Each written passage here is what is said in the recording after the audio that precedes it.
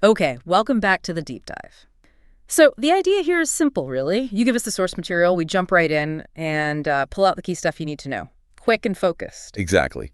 And today, we're tackling something that's definitely got people talking in football circles. We're unpacking a Sky Sports article looking at a potentially pretty big transfer. Liam Delap heading to Chelsea. We're talking a reported 30 million pounds. Right. But it's more than just the price tag, isn't it? The article uses this move to kind of explore the ripples it could cause, especially with some key people already at Chelsea. Yeah, precisely. It sets up this, well, almost this debate, you could say. Okay. Given Delap's past, his success with Enzo Maresca, Chelsea's new coach, and obviously with Cole Palmer, does he just walk in? Does he challenge Nicolas Jackson straight away for that number 9 spot? That's the core question the source is probing, isn't it? That's the tension. So we'll look at the analysis, the data the article brings up, those connections, and what the source thinks might happen next for Chelsea's attack. Right. Let's get into it. So, the headline news, the bid everyone's seen. Chelsea have apparently agreed a deal. £30 million from Man City for Liam Delap. It's a statement fee for a young player. It absolutely is. And the article pivots pretty quickly from the fee to why this is so interesting. It's all about the backstory, the history Delap has with Maresca and Palmer. Yeah, those connections are key. Let's start with Maresca. The source reminds us Maresca actually managed Delap back at City in the elite development squad. And Delap was, well, on fire under him.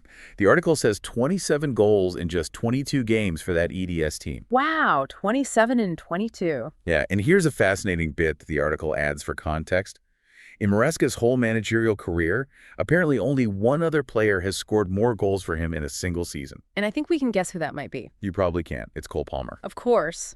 Which leads us perfectly into that other huge connection the source really digs into Palmer. Right. Their link-up isn't new. It goes way, way back. Started in City's under-18s. Yeah, the piece even flags a specific game, August 31st, 2019. Palmer scores twice, both assists from Delap. And it wasn't just a one-off. They played together right through the youth levels, England U21s too. Sometimes it was the other way around, Delap scoring, Palmer setting him up. So this isn't like they vaguely knew each other. This is years of playing together, training together. Exactly. Yeah. And the success they had together, the article pulls up the stats, they played together 33 times for City or England youth teams. And the record. Get this, 28 wins.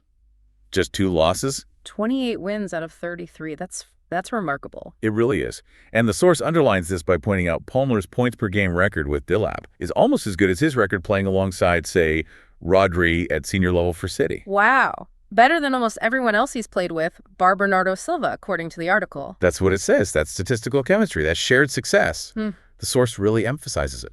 Okay, so you've got this deep history, this proven chemistry, Delap, Palmer, Maresca, all from their City days. But, as the article frames it, this immediately sparks the big question, the debate. Does all that automatically mean Delap leapfrogs Nicolas Jackson? That's the crux of it, isn't it? Sure. Because Jackson's the guy who finished the season as Chelsea's main striker. He's the incumbent. And we have to remember, Palmer and Jackson have their own thing going on too, right? The article makes that clear. Absolutely. It notes they combined for goals in 7 different games last season. Yeah. 15 times overall since Jackson arrived. They linked up for that goal in the Conference League final. Yeah, and Palmer was even quoted last December, wasn't he? Saying they were working hard on that connection, talking all the time. So there is an existing partnership there, one that's still developing. But then the Sky Sports analysis shifts gear. It uses the data to argue why Delap, why he might offer something different, maybe something Maresca specifically wants. Even though Maresca previously called Jackson my perfect no-9. Exactly. Yeah. This is where the stats the article presents start to build that counter-argument, that debate. Right, let's look at those numbers comparing them last season. Progressive carries, for instance.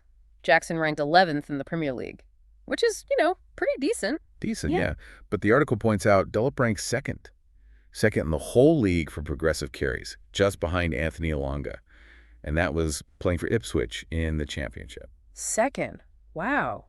That suggests a real ability to drive with the ball from deeper positions, maybe a different kind of threat than Jackson offers. Potentially, yeah. More directness, perhaps. And the source goes further, looking at other attacking numbers from last season. What else did it highlight? Well, the analysis showed Delap scored more goals, had better shooting accuracy, better conversion rates, and missed about half as many big chances as Jackson did, according to the data they used. Fewer big chances missed. That's significant. It is. And the article connects us back to Maresca again, quoting him describing Delap's style. He apparently compared him to real nines like Kane or Haaland. Real nines. What did he mean by that, according to the source? Players who are primarily nines inside the box. Clinical finishers, penalty box predators.